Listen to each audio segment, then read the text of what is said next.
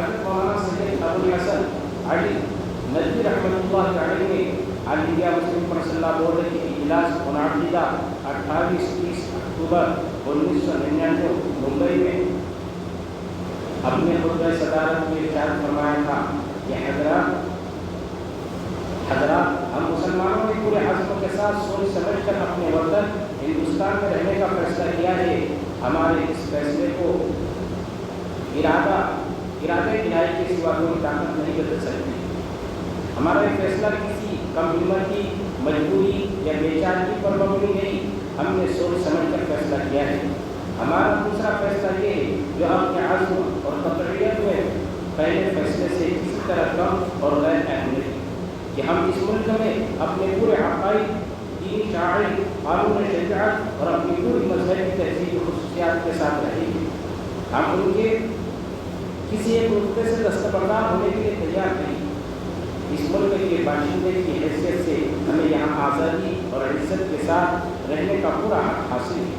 یہ اس ملک کی جمہوریت اور دستور آئین کا بھی فیصلہ ہے، لیکن اس کا یہ مطلب نہیں کہ ہم اپنی خصوصیات، قانون شریعت، احکام دین، اپنے عقائد و شعائر، اپنی زبان و تہذیب اور اپنی ان چیزوں کو چھوڑ کر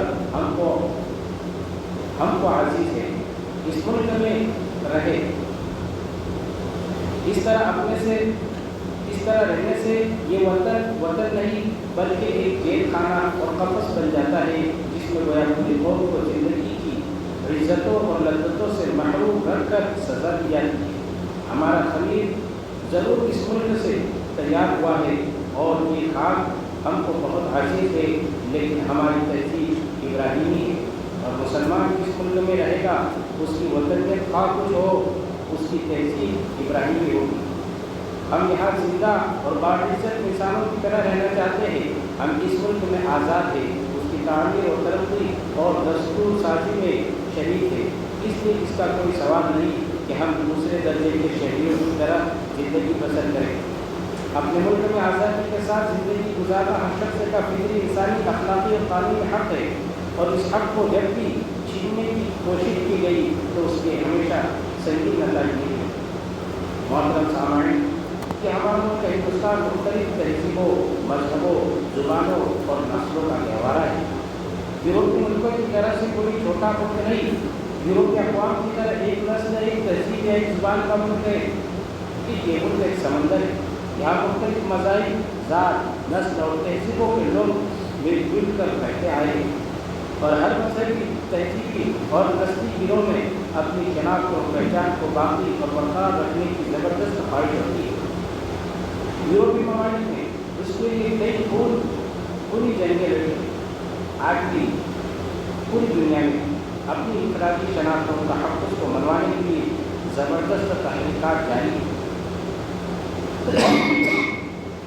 لہذا اس پس منظر میں مسلمانوں کو اپنی اسلامی شناخت، تہذیبی خصوصیات، مذہبی روایات اور معاشرتی امتیازات سے وابستگی پر اپنے ملی وجود کے حفاظت کی سخت ضرورت ہے. سچا مسلمان کبھی بھی اور کسی بھی پریڈ میں اپنے ملی وجود و تشخص اور اپنی امتیازات و شعائر سے دستبردار نہیں ہو سکتا، کیونکہ خوراک سے پیٹ، پوشاک سے جسم کی حفاظت تو ہو سکتی ہے، لیکن ایک حقیقی مسلمان کے پاس اس کے پیٹ اور جسم کے ان تقاضوں اور ان مادی ضرورتوں کے علاوہ بھی ایک اہم چیز اور ہے، اور وہ ہے اس کا دین و ایمان. ایک سچا مسلمان بھوکا تو رہ سکتا ہے، لیکن وہ اپنی تہذیبی خصوصیات سے دستبردار نہیں ہو سکتا. اس ملک میں آج مسلمان جن حالات سے دوچار ہے، انہیں ہر حال میں اپنے دین کو اپنی تمام تر خصوصیات کے ساتھ آخری دم تک اپنانا ہوگا، ورنہ ہم تہذیبی اور اعتقادی اقتدار کی تیز و تند ہوا میں خس و خاشاک کی طرف لے جائیں گے. اس وقت مسلم پرسنلہ کو اس ملک میں خطرات درپیش ہے. موجودہ حکومت کے ذریعے حرکات دستور کے خلاف کر رہی ہے. جمہوریت کے چاروں ستون، عدلیہ، انتظامیہ اور صحافت پر ان کا مکمل کنٹرول ہو چکا ہے، اور حکومت ان چاروں ذرائع کو اپنے مقاصد کی تکمیل کے لیے من چاہے انداز میں استعمال کر رہی ہے.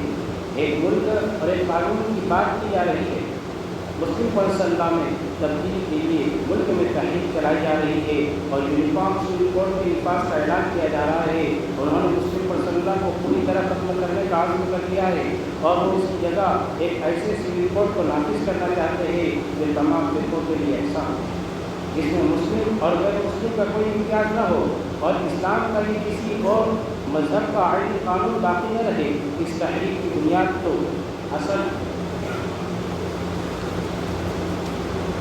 مغربی تہذیب، مادہ پرستانہ نظریات، نظریہ حیات ہے، لیکن دستور ایک دفعہ 44 میں بے رہنما اصولوں میں سے ہے، اس کے لیے اساس مہیا کرتی ہے. دفعہ 44 میں کہا گیا کہ ریاست کوشش کرے گی کہ پورے ملک میں شہریوں کے لیے یکساں سول کوڈ ہو، لیکن دستور کی یہ دفعہ دوسرے رہنما اصولوں کی طرح ریاست کے لیے محض ایک رہنما اصول کی حیثیت رکھتی ہے اور اس پر دستور کے بنیادی حقوق کو بہرحال توحید حاصل ہے، جس میں کہا گیا ہے تمام لوگوں کو یکساں طور سے زمین کی آزادی حاصل ہوگی اور اپنے مذہب کو آزادانہ طور پر اختیار کرنے، اس پر عمل کرنے اور اس کی تبدیل کرنے کا بھی حق حاصل ہوگا. مذہبی آزادی کی اس دفعہ کے پیش نظر کسی ایسے سول کوڈ کے لیے گنجائش نہیں ہونی چاہیے جس سے کسی فرد کی مذہبی آزادی سلب ہوتی ہے اور اسے اس کے مذہب کی تعلیمات کے خلاف عمل کرنے کے لیے مجبور کیا جائے. اگر ایسا کیا گیا تو یہ دین میں صریح مداخلت ہوگی اور اس کے بعد دستور کی اس ضمانت کا کہ لوگوں کو مذہب پر عمل پیرا ہونے کی آزادی ہوگی کیا مطلب رہ جائے گا. تعجب ہے کہ دستور کی اتنی اہم دفعہ کو نظر انداز کر کے دفعہ 44 کو سب کچھ سمجھ لیا جاتا ہے. بانی مسلم پرسنلہ بورڈ حضرت مولانا محمد منت اللہ رحمانی رحمۃ اللہ علیہ نے لکھا ہے کہ مسلمان یونیفارم سول کوڈ کے مخالف ہے.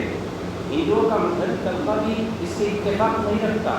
مسلمانوں کے اختلاف کی بنیادی وجہ یہ ہے کہ یونیفارم سول کوڈ مذہبی تعلیمات سے متصادم ہے. لباس کے بعد آئینی اور شخصی زندگی میں قرآن و سنت کی ہدایت سے دستبردار ہونا پڑے گا اور ایک ایسے قانون کو اپنی زندگی میں نافذ کرنا پڑے گا جس کے نتیجے میں مذہب کی مقرر حدیں مٹ جائے گی اور فرد کی شخصی زندگی سے حالات و حرام کا وجود ختم ہو جائے گا.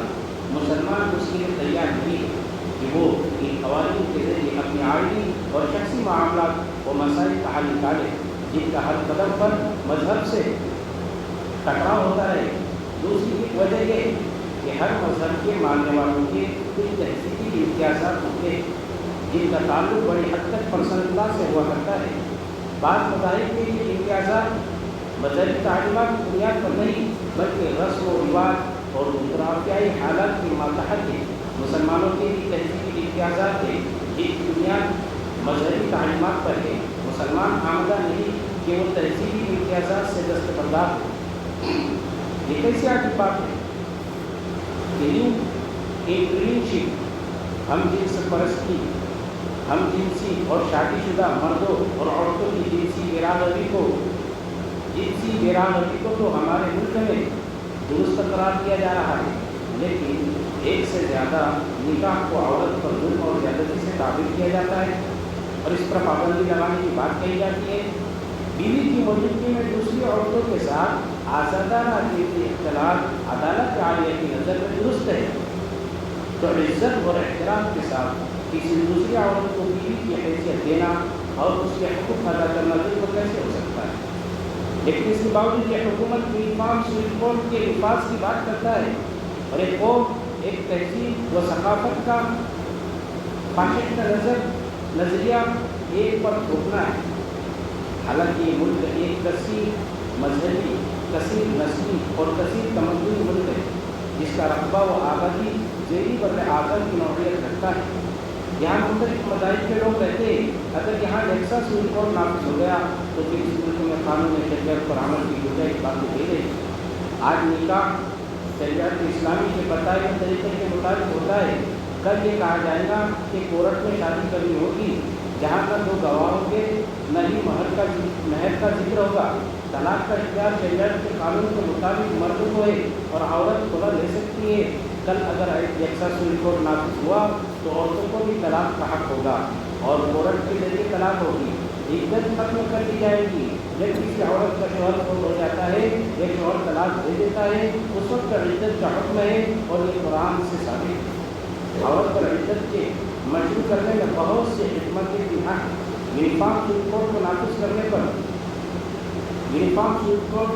ہونے پر عدت اور اسی طرح سے دوسرے 2 سے زائد بچوں پر پابندی ہوگی۔ یونیفارم سپریم کورٹ کی نفاذ سے شریعت کے درجنوں قوانین اور احکام متاثر ہوگی۔ ان تمام اندیشوں کے پیش نظر ہماری ذمہ داری ہے کہ ہم بیدار اور ہوشیار رہیں۔ حضرت انسان تو انسان ہے۔ چائنا میں حکومت نے پلان بنایا، کیا پلان بنایا؟ 4 جانوروں سے بہت تکلیف ہو رہی، چڑیا سے، مکھی سے، چوہے سے۔ یہ چاروں جانوروں کا یہاں تک کہ حکومت نے آرڈر کر دی چڑیا کے انڈوں کو ختم کر دیا جائے، چڑیا کے گھونسلوں کو جلا دیا جائے۔ کیوں؟ میچ پڑے نا، میچ سے حساب لگا انہوں نے کہ ایک چڑیا ایک دانہ چگ رہی ہے تو ایک گھر سے سال بھر میں 2 کلو آنا کتنا ختم ہو رہا، بننے تو ہے سے ہے نا۔ ہاں یہ بننے بنا میرے بھائی بزرگ دوست، اب انہوں نے سوچے دیکھے کہ جب ایک گھر کا 2 کلو آنا 11 کمپنی جتنے گھروں کا نقصان ہو، ہاں چڑیا اللہ کی مخلوق ہے۔ فطرت انسانی سے جب بھی انسانوں نے یا کسی ملک نے کھلواڑ کیا ہے تو اس کا انتقام پرندوں نے نہیں، اس کا انتقام انسانوں نے نہیں، اس کا انتقام وہی لینا جو زمینوں کا مالک ہے، جو آسمانوں کا مالک ہے۔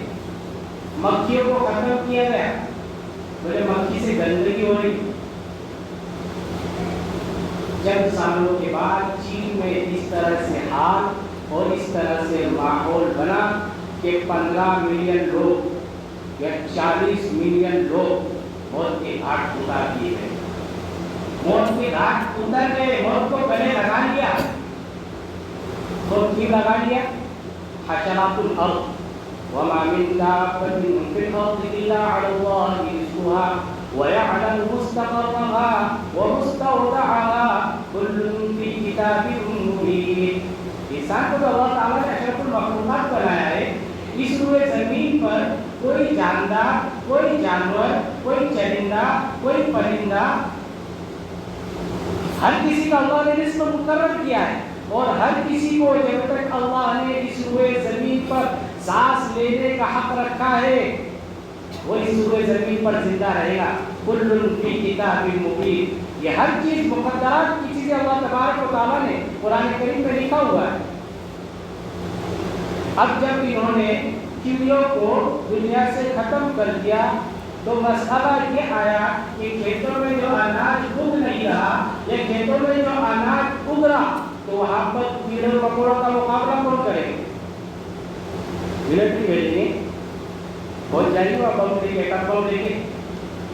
چڑیا ہی نہیں رہی، وہ چڑیا جس کو اللہ نے مقرر کیا، وہ چڑیا جو پھلوں پر آتی ہے اور جو زہریلے کیڑے ہوتے ہیں ان کیڑوں کو کھا جاتے ہیں، یہ ان کی خوراک ہے۔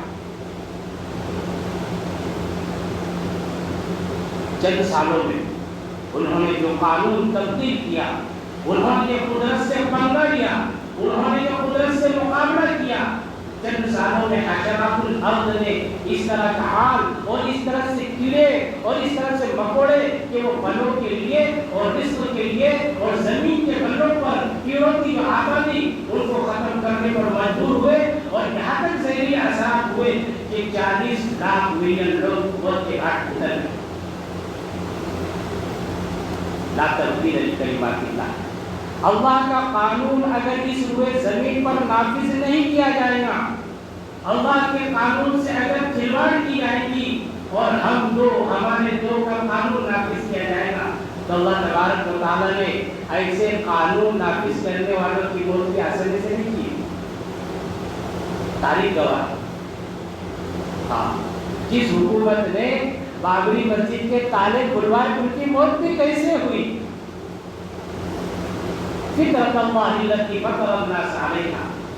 اللہ تبارک و تعالیٰ نے فطرت انسانی کو انسان کو پیدا کیا ہے. لیکن میرے بھائی بزرگ دوستو، کوئی حکومت اگر یہ کہے کہ بھائی تم گن ریٹ رکھ سکتے ہو، آپ کی کورٹ میں جائیں گے، کوئی سنوائی نہیں، اور پھر عقل مندی کا راستہ یہ دکھائے کہ بھائی ایک سے زیادہ شادی، 4 شادی کرنا، یہ تو اس طریقے پر ظلم ہے. یہ کہاں کی عقل مندی؟ عقلوں کے پجاریوں نے ہر دور میں اپنی عقلیں دوڑائی. لیکن اللہ والے یہ فرماتے ہیں کہ ہمیں اپنے قوانین کی، ہمیں اپنے ایمان کی، ہمیں اپنے عقائد کی حفاظت کرنا ہمارا اپنا عقلی اخلاقی فریضہ ہے.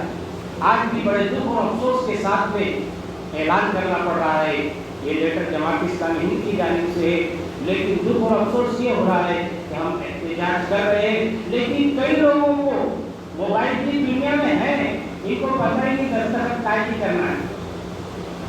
ہمارے اپنے آبا و اجداد نے ہمارے اپنے رولز اور ریگولیشن نے بنائے ہیں، اور یہ قوانین بنائے ہیں کہ ایک مسلمان اس کے وراثت کا مسئلہ ہو، ایک مسلمان اس کے نکاح کا مسئلہ ہو، ایک مسلمان اس کے بچوں کی پرورش کا مسئلہ ہو، ایک مسلمان ہم دائرۂ قرآن میں رہ کر، ہم دائرۂ شریعت میں رہ کر، ہم ہماری اپنی دارالقضا کے بغیر ایک قدم کے آگے بڑھنے کو تیار نہیں.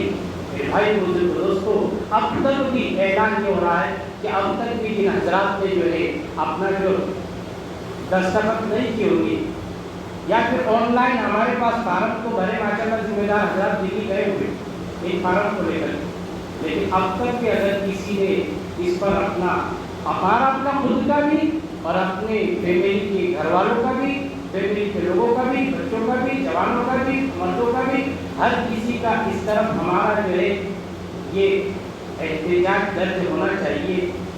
اور یہ اپلیکیشن یہاں پر موجود ہے، اور یہاں پر یہ بات لگا ہوا بھی ہے، اور آج کل سے اعلان نہیں ہو رہا. کتنے دنوں سے اعلان ہو رہا؟ کتنے دنوں سے؟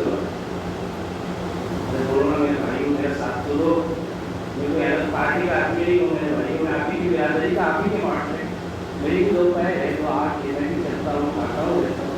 کب سے اعلان ہو رہا ہے؟ کہاں گئے تھے؟ کیا رہا ہے؟ پوچھ رہے.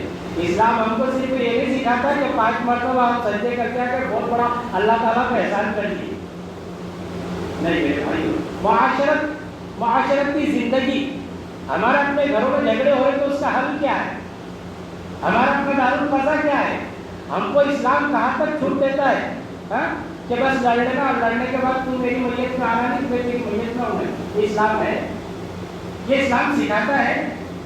کیا کر رہے میرے بھائی؟ ہمارا اپنا معاشرہ کہاں لے جا رہا اور ہم کہاں جا رہے ہیں؟ اس لیے ہوش کے ناخن اور بیداری کی جو ہے ناخن لینے کی ضرورت ہے. یہ یونیفارم سویٹ کوڈ کا یہ فارم ہے، اپنے موبائل میں اس کو اپلیکیشن اگر نہیں کسی کو سمجھ میں آ رہا ہے تو یہاں پر نمبر بھی دیا ہوا ہے 8788656520. سوشل میڈیا جس کا آل انڈیا مسلم پرسنل کوڈ، یہ یہاں پر اس کا ویب سائٹ بھی درج ہے. آپ بھی کچھ ذمہ دار باہر کھڑے ہوں گے، ان سے لے کر کے یا رہبری نہ بھی ملے تو اور 2-4 نمبر یہاں پر دیے ہوئے، ان سے رہبری حاصل کر رہے. مستقل نوجوان حضرات اس پر کام کر رہے، ہر ہفتہ کتابیں یہ جو ہے. اور ایک نمبر ہے 8934397200. ان لوگوں سے، نوجوانوں سے رہبری حاصل کی جائے. جو ان کی سمجھ میں نہیں آنی پوچھنا ہے نا. ارے انسان مرتے دم تک طالب علم آئیے. امام ابو حنیفہ رحمۃ اللہ علیہ نے ایک بلخی کو اپنا استاد مانا تھا، واقعہ لکھا ہوا ہے. پوچھے کہ کیا ان کا تاریخ کب ہوتا ہے؟ تو بلخی نے جواب دیا پہلے اٹھا کر کے پیشاب کرتا ہے تب بھی پانی ہوتا ہے. امام ابو حنیفہ رحمۃ اللہ علیہ نے اس کو استاد تسلیم کیا. میرے بھائیوں، محسنین کا احسان جاننا بہت ضروری ہے، اور ہم اپنے اوقات کی پابندی نہ سمجھو گے تو مٹ جاؤ گے. اتنی مسلمانوں، حالات بار بار اس لیے آتے ہیں کہ ہم اپنی ایمانداری کا ثبوت کریں. ایمان والے پر حالات آئے تو یہ گھر میں نہیں گھسا ہے، یہ گھر سے باہر نکلا ہے تاکہ सांप मारने की लाठी के घर में था। भाई बुजुर्गों दोस्तों, अपनी बेदार मर्जी का सबूत देने के लिए, पता नहीं हमारे घरों पे कोई आ जा रहा है, कोई डुप्लीकेट ड्रेस पहनकर आ जा रहा है, हवलदार है, तो उसको क्या करना, पूरा एड्रेस दिखा दे। इस तरह भी नहीं होना चाहिए। क्यों एजुकेशन कहा जा रहा है, क्यों लिखने पढ़ने को कहा जा रहा है कि हम अपनी बेदार मर्जी के ताल्लुक से अगर आके नहीं बोले तो आखिरत तो दूर की बात, दुनिया में भी हम बच नहीं पाए।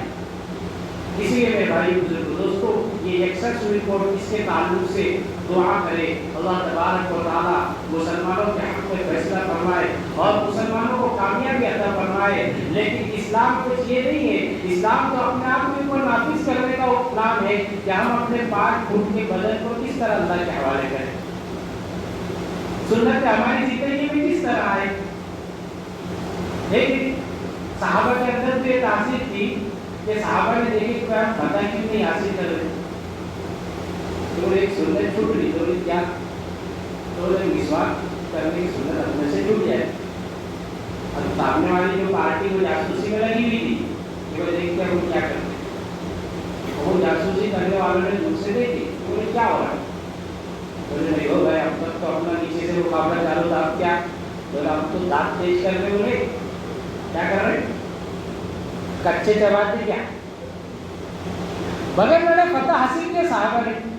आज हमने नमाज को हल्का अमल समझा, मस्जिद को हल्का अमल समझा, सुन्नत को हल्का अमल समझा, दावत को हल्का अमल समझा, और सहाबा जो है इस्लाम की चीजें अपनी जिंदगी में उतारते थे और इस्लाम के अहकाम इस्लाम पर अमल करने पर फख्र महसूस करते थे। हाँ, आज हम यहूद और मगरिब की तहजीब की गोद में जाकर बैठे और उसमें पूरा चले गए अंदर। मुर्तद है कि मुसलमान है क्या, हमें पता ही नहीं चल रहा बेचारा। ईद के ईद कभी नहीं, क्या वो समझ में आ रहा है, क्या ये तो गली में रहता है, ये तो 60 साल से ये भी मुसलमान है। हाँ, नजरें देखती जब समझना कि ये भी मुसलमान। मेरे भाई बुजुर्ग दोस्तों, इस्लाम हमारा दस्तरखान है और इंसान मुसाफिर है। कलमा और दावत हमारी अपनी जिम्मेदारी है और ये ड्यूटी है। अगर हमने अब भी खुद जागे नहीं और दूसरों को जगाया नहीं तो हमारी मिसाल ऐसी है जैसे एक कश्ती में सफ़र कर रहे हैं और सफ़र करने के बाद नीचे वाले को पानी लेने की जब ज़रूरत पड़ती है तो दूसरे मजले पर उसको चलना पड़ता है। नीचे वालों ने अपनी अकल के घोड़े दौड़ाए कि देखो जिस तरह चाइना वालों ने घोड़े दौड़ाए ना, तो चिड़िया का नुकसान बहुत कर रहे। चिड़िया आपने मैच पढ़े नहीं थे, मैच पढ़ते देखो भाई इसका नुकसान हो। तो ऐसे अकल के घोड़े दौड़ा के उन्होंने, किसी ने कहा कि भाई अब यहाँ पर सुराख कर दो, तो क्या होगा, पूरा सबके सब हलाक हो जाएगा कि। हाँ, हमने तो वही सीखे मेरे भाई, तालीम तरबियत से हमारा कुछ लेना देना नहीं। मस्जिद में आने का, एक पत्थर फेंक के भाग जाने का, 1 महीने तक पूरी निकालना नहीं। क्या करने का, एक पत्थर छोटा सा उठाने का।